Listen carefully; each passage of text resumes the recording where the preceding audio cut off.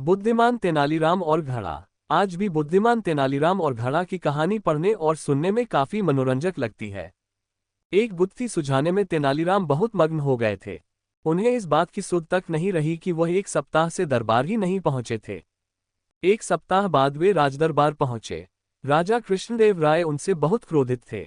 जब भी तेनालीराम कुछ कहने का प्रयास करते तो राजा कृष्णदेव राय उन्हें मौन रहने का आदेश दे देते। 2-3 बार ऐसा ही चला रहा। ये सब देख तेनालीराम के विरोधी दल में अत्यंत प्रसन्नता दिख रही थी। अंततः राजा कृष्णदेव राय ने तेनालीराम से कहा कि तेनालीराम, आज से मुझे आपका मुख नहीं देखना है। आज से आप मुझे अपना मुख नहीं दिखाएंगे। यदि आपको दरबार में आने का समय नहीं है तो आपके लिए यही दंड है। ये बोलकर राजा कृष्णदेव राय ने अपनी सभा समाप्त कर दी। घड़ा पहनकर दरबार पहुंचे तेनालीराम। अगले दिन दरबारी जन दरबार में आ चुके थे। अभी राजा कृष्णदेव राय दरबार में नहीं आए थे। महाराज के आने से पहले ही तेनालीराम वहां पहुंच चुके थे। मगर यह क्या, उन्हें देखकर लोग लोटपोट हो रहे थे। ऐसा नहीं था कि तेनालीराम कोई चुटकुला सुना रहे थे, बल्कि वह अपने माथे में एक घड़ा पहनकर आए थे।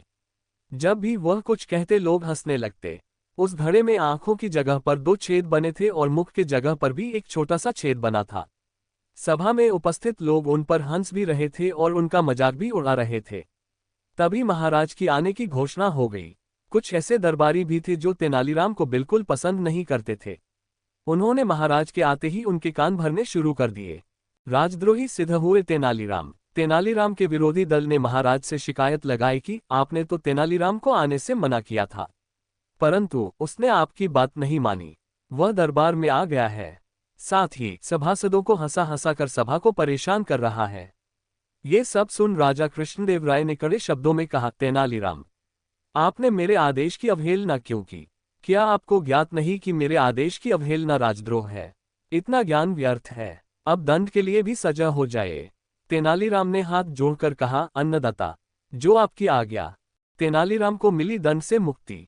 राजा कृष्णदेव राय ने तेनालीराम से कहा, दंड विधान के अनुसार आपको अपना पक्ष रखने का अधिकार है। दंड से पहले आप अपने आप को निरपराध सिद्ध करने के लिए जो कुछ कहने की इच्छा रखते हो वह कह सकते हैं। तेनालीराम ने कहा, हे अन्नदाता, मैं आपके किसी भी आदेश की अवहेलना नहीं की है। आपने मुझे आदेश दिया था कि आप मेरा मुख नहीं देखेंगे और मुझे आपको अपना मुख नहीं दिखाना है। तो क्या इस घड़े के बाहर से आपको मेरा मुख दिख रहा है? यदि दिख रहा है तो ये कुम्हार की गलती है, मेरी नहीं।